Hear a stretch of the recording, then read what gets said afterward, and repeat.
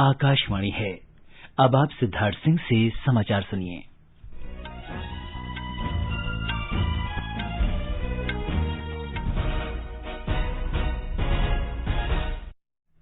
18 वर्ष से अधिक आयु वर्ग के लिए सरकारी केंद्रों पर निःशुल्क राष्ट्रव्यापी कोविड टीकाकरण अभियान जारी है। युवाओं से आग्रह है कि कोविड रोधी टीका लगवाएं और अन्य लोगों को भी इसके लिए प्रोत्साहित करें। कोविड स्वास्थ्य के लिए खतरा बना हुआ है, ऐसे में एहतियाती उपायों के पालन में कोताही न बरतें, जब तक जरूरी न हो घर से बाहर न निकलें और इन 3 सरल उपायों का पालन करें। मास्क लगाएं, 2 गज की सुरक्षित दूरी बनाए रखें, हाथ और मुंह साफ रखें। कोविड संबंधी जानकारी और मार्गदर्शन के लिए राष्ट्रीय हेल्पलाइन नंबर 011239780046 और 1075 पर संपर्क करें। अब समाचार। श्री पुष्कर सिंह धामी ने आज उत्तराखंड के 11वें मुख्यमंत्री के रूप में शपथ ली। राज्यपाल बेबी रानी मौर्य ने श्री धामी को देहरादून में राजभवन में पद और गोपनीयता की शपथ दिलाई।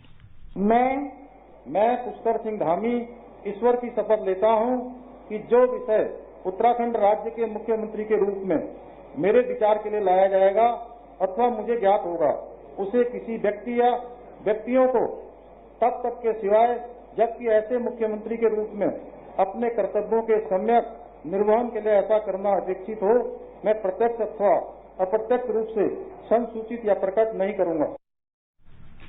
भारतीय जनता पार्टी के विधायक सतपाल महराज, हरक सिंह रावत, बंशीधर भगत, यशपाल आर्य, बिशन सिंह चुफल, सुबोध उनियाल, अरविंद पांडे, गणेश जोशी, धान सिंह रावत, रेखा आर्य और यतीश्वरानंद ने भी नए मंत्रिमंडल में मंत्री के रूप में शपथ ली। श्री धामी राज्य के अब तक के सबसे युवा मुख्यमंत्री हैं। राज्य के पिथौरागढ़ जिले के टुंडी गांव में 16 सितंबर 1975 को जन्मे श्री धामी ऊधम सिंह नगर में खटीमा से 2 बार विधायक चुने गए हैं। श्री धामी ने अपना राजनीतिक जीवन अखिल भारतीय विद्यार्थी परिषद से शुरू किया था। राजभवन में शपथ ग्रहण समारोह के बाद नवनियुक्त मुख्यमंत्री ने कहा कि ये जनता और पार्टी की अपेक्षाओं के अनुरूप काम करेंगे।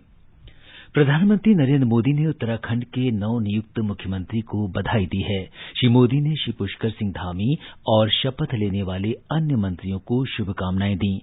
उन्होंने आशा व्यक्त की है कि वे उत्तराखंड की प्रगति और समृद्धि के लिए काम करेंगे। रक्षा मंत्री राजनाथ सिंह और गृहमंत्री अमित शाह ने भी श्री पुष्कर सिंह धामी को बधाई दी है। देश भर में टीकाकरण अभियान के अंतर्गत अब तक 35 करोड़ 12 लाख से अधिक वैक्सीन डोज दी जा चुकी है। स्वास्थ्य मंत्रालय ने बताया है कि कल 63,87,000 से अधिक वैक्सीन डोज दी गई। इस बीच कोविड से स्वस्थ होने की राष्ट्रीय दर बढ़कर 97.09% हो गई है।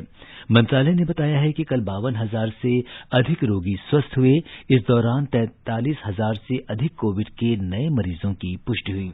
हर रोज संक्रमण मुक्त होने वालों की संख्या नए संक्रमितों की तुलना में लगातार 52 दिन से अधिक है। मध्य प्रदेश में कल कोरोना संक्रमण के मरीजों में मामूली वृद्धि हुई और 49 रोगियों में संक्रमण की पुष्टि हुई है। संक्रमण दर 0.05% से बढ़कर 0.06% हो गई है। हमारी संवाददाता ने बताया है कि राज्य में उपचाराधीन रोगियों की संख्या घटकर 490 रह गई है। प्रदेश में कल संक्रमण से 12 रोगियों की मृत्यु हुई है, जबकि 61 मरीज संक्रमण से स्वस्थ हुए हैं। राज्य के 52 में से 35 जिलों में कोई नया मामला दर्ज नहीं किया गया है। इंदौर में 9 जबकि भोपाल में 12 नए कोरोना मामले सामने आए हैं। इंदौर में सक्रिय मामले घटकर 94 हो गए हैं, वहीं भोपाल में सक्रिय मामलों की संख्या 99 है। इस बीच कई संगठन कोविड उपयुक्त व्यवहार के प्रति लोगों को जागरूक कर रहे हैं। नो वैक्सीन नो सैलरी और नो वैक्सीन नो एंट्री नियम विभिन्न संगठनों द्वारा लागू किया जा रहा है। पूजा पी वर्धन, आकाशवाणी समाचार, भोपाल। ये समाचार आकाशवाणी से प्रसारित किए जा रहे हैं।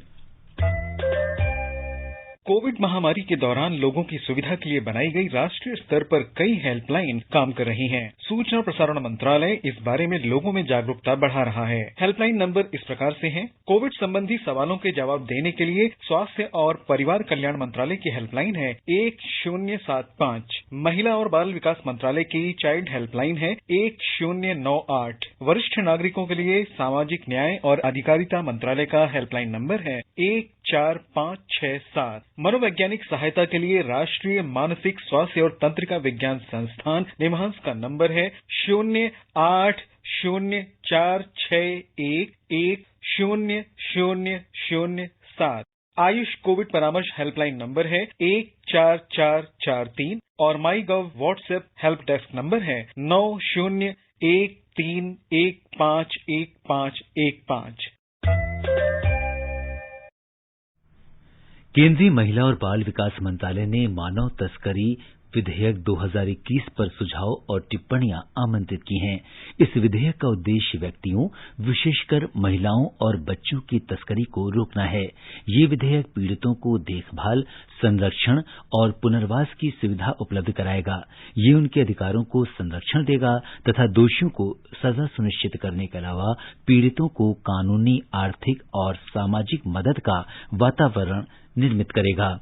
इस विधेयक पर सुझाव और टिप्पणी इस महीने की 14 तारीख तक ईमेल shantanu.brijbasi@gov.in पर भेजे जा सकते हैं। गृहमंत्री अमित शाह ने आज कश्मीर के सिख गुरुद्वारा प्रबंधक समिति के एक शिष्टमंडल से मुलाकात की। ये बैठक नई दिल्ली में हुई। भारत के महानतम आध्यात्मिक गुरु स्वामी विवेकानंद की पुण्यतिथि पर आज कृतज्ञ राष्ट्र उन्हें श्रद्धांजलि अर्पित कर रहा है। स्वामी विवेकानंद का निधन पश्चिम बंगाल के बेलूर मठ में 4 जुलाई 1902 को मात्र 39 वर्ष की आयु में हुआ था।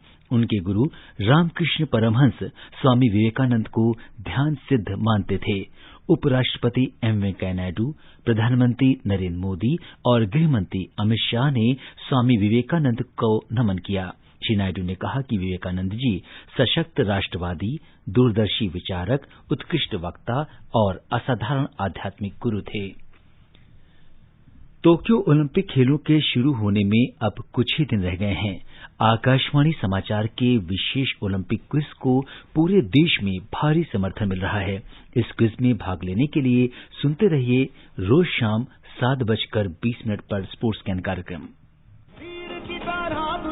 चूके ना निशाना, लक्ष्य तेरा सामने है, जीत के है आना। आकाशवाणी समाचार अपने प्रतिदिन प्रसारित होने वाले कार्यक्रम स्पोर्ट्स कैन में आपके लिए लेकर आया है ओलंपिक क्विज आकाशवाणी समाचार के साथ। इसमें हिस्सा लेने के लिए आपको स्पोर्ट्स कैन कार्यक्रम के दौरान ओलंपिक पर पूछे गए प्रश्न का जवाब देना है। आप अपने जवाब ईमेल कर सकते हैं। पता है airsportscan@gmail.com। विजेता का चुनाव ईमेल के द्वारा सबसे पहले मिलने वाले सही जवाब से होगा। क्विज के विजेता का नाम अगले दिन प्रसारित होने वाले स्पोर्ट्स कैन कार्यक्रम और हमारे समाचार बुलेटिन में घोषित किया जाएगा।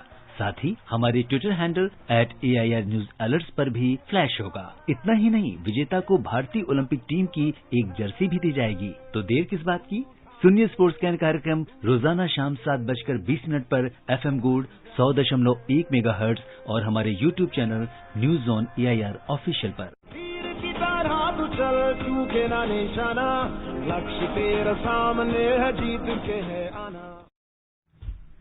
उत्तर प्रदेश में सप्ताह भर चलने वाले वन महोत्सव के दौरान आज 25 करोड़ पौधे लगाकर वन रोपण का नया कीर्तिमान स्थापित किया जा रहा है। मुख्यमंत्री योगी आदित्यनाथ अपने कार्यकाल के दौरान पौधारोपण अभियान के तहत 100 करोड़ पौधे लगाने का लक्ष्य पूरा करेंगे। 4 दिवसीय वृक्षारोपण अभियान आज समाप्त हो रहा है और देर रात तक इस अभियान के तहत 25 करोड़ पौधों को लगाए जाने का लक्ष्य है। इस मौके पर मुख्यमंत्री योगी आदित्यनाथ ने नवनिर्मित पूर्वांचल एक्सप्रेसवे पर सुल्तानपुर जिले में पौधा लगाया, तो वहीं राज्यपाल आनंदीबेन पटेल ने झांसी जिले में इस अभियान के तहत वृक्षारोपण किया। विभिन्न प्रभारी मंत्री और नोडल अफसर अपने अपने जिलों में पौधारोपण अभियान में हिस्सा ले रहे हैं और इस अभियान की निगरानी भी कर रहे हैं। 25 करोड़ पौधे लगाने के लक्ष्य को हासिल करने के लिए किसानों, युवाओं, छात्रों और विभिन्न संगठनों को बड़ी संख्या में मुफ्त पौधे बांटे गए हैं। सरकार द्वारा विभिन्न प्रतियोगिताओं और इनामी राशियों का भी ऐलान किया गया है ताकि बड़ी संख्या में लोग इस अभियान से जुड़ें। इसके साथ ही कोविड संबंधी मानकों का भी कड़ाई से पालन सुनिश्चित किया जा रहा है। सुशील चंद्र तिवारी, आकाशवाणी समाचार, लखनऊ। दिल्ली सरकार ने कल से शहर के सभी स्टेडियम और खेल परिसर फिर खोलने की अनुमति दे दी है, लेकिन अभी दर्शक नहीं जा सकेंगे।